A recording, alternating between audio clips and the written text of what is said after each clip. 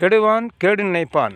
ஆம், நாம் ஒருத்தருக்கு கெடுதல் நினைக்கும் போது நாம் ஒரு மடங்கு விட்டால் திருப்பி அசுர வேகத்தில் பல மடங்கு வந்து சேர்கிறது. அந்த பல மடங்கு வந்து சேர்ந்த பிறகு நாம் படும் பாடு சகிக்க முடியாது, யாரும் காண முடியாது, அந்த அளவுக்கு இருக்கும். அதுதான் கெடுவான் கேடு நினைப்பவன்.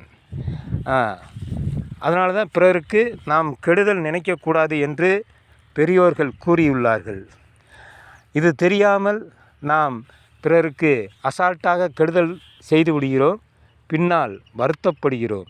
நமது வாழ்க்கை, கடைசி கட்ட வாழ்க்கை, அந்த 10 மடங்கு நம்மளுக்கு திருப்பி வந்த அந்த கெடுபலன் நம்மை பயங்கரமாக தாக்கி பயங்கரமான துன்பத்தில் ஆழ்த்திவிட்டு நம் வம்சத்தையும் ஆழ்த்திவிட்டு ஒன்றுமில்லாமல் ஆக்கிவிடும். இதுதான் கெடுவான் கேடு நினைப்பவன்.